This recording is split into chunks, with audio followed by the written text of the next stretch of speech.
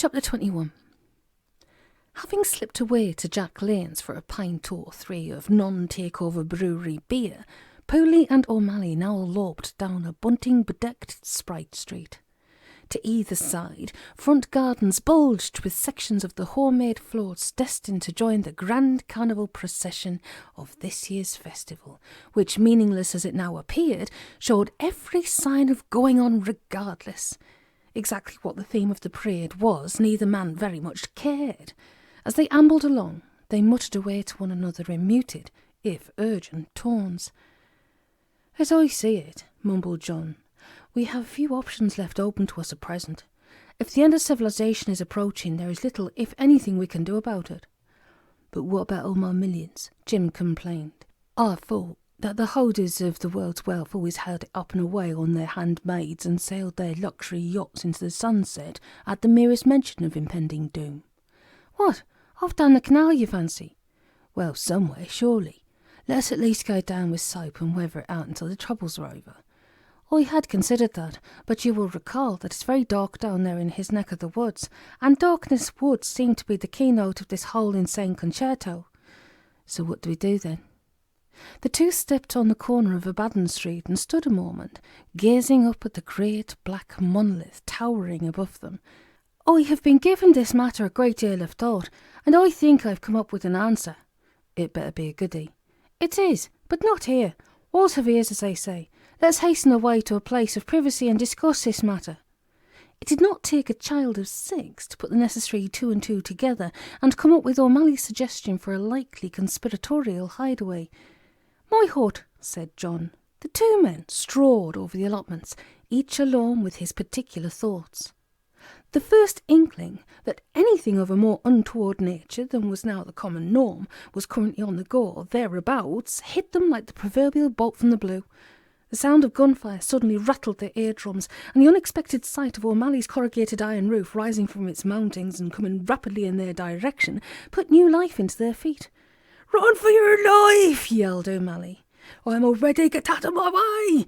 The roof smashed to earth, sparing them by inches. The cause of the shed's destruction tumbled down to bowl over and over between them. Norman's duplicate rose to his feet and glared back towards the ruined hut. Sherlock Holmes appeared at the doorway, wielding his gun. "Not again!" Pooley crawled away on all fours, seeking safety.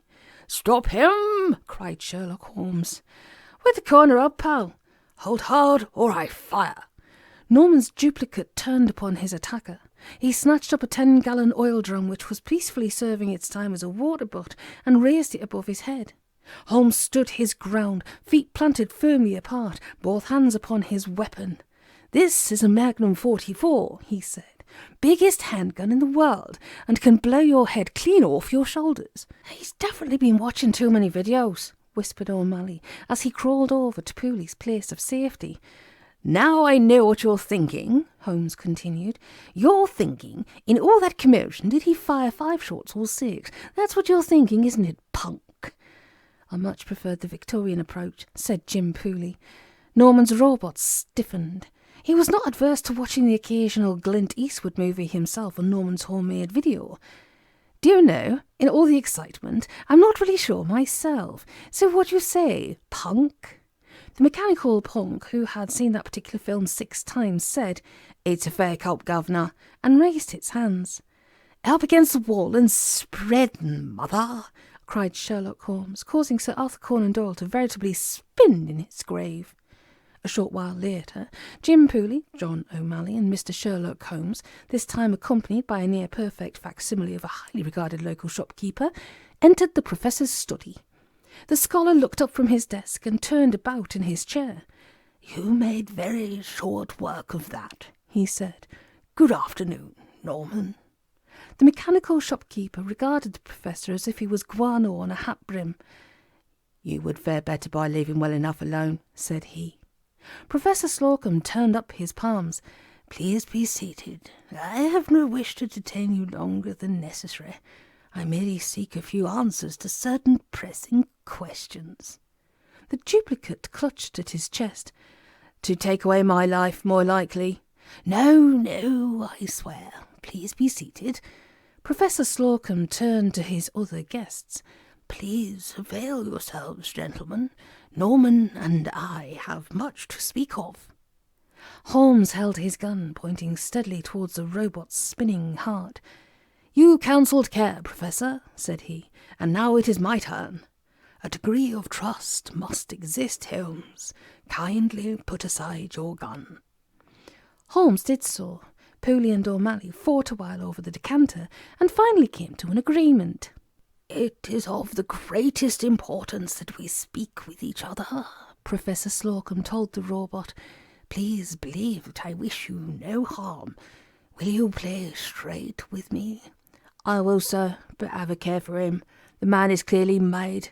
Calls himself Sherlock Holmes, but knows not a thing of the 39 steps. I would have come to you of my own accord." "Really?" "Oh, yes." The robot cleared his throat with a curiously mechanical coughing sound, which sent the wind up Pooley and Omally. "Things cannot be allowed to continue as they are." Professor Slocum raised his eyebrows. "You are aware of that?" "I can hear them talking. They gnaw at my brain, but I will not allow them ingress. I am Norman's man and sworn by the bond of birth to protect him." "Your loyalty is commendable." "I am sworn to serve mankind." "From behind a counter," sneered Omally. The robot nodded grimly. "It sounded a little more noble the way I put it, but no matter. There is little enough of mankind now left to serve. The shop doorbell is silent the better part of the day. Trade declines. I rarely punch an order into the terminal, and when I do, the new stocks which finally arrive are further shortened. The master computer now runs it all. Mankind is on the wane. The new order prevails. Night falls upon Brentford and the world.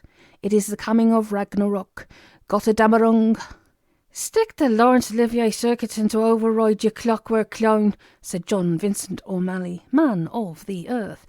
"How would you like me to fill your mouth with boot?" the robot inquired. "Gentlemen, said Professor Slocum, "let us have a little decorum, please." "Well, he's had my shed down," Omally complained. "For one swan to protect mankind, he's about as much use as a nipple on a—" "Quite so, John, please be calm. We will achieve nothing by fighting amongst ourselves. We must all pull together." "You can pull whatever you want," said the robot, "but take it from me, you had better start with your fingers. Unless you can come up with something pretty special, pretty snappish, then you blokes are banjoed. Get my meaning? F-U-C. "Language, please," said Professor Slocum. "I think we catch your drift. Something pretty special was what I had in mind."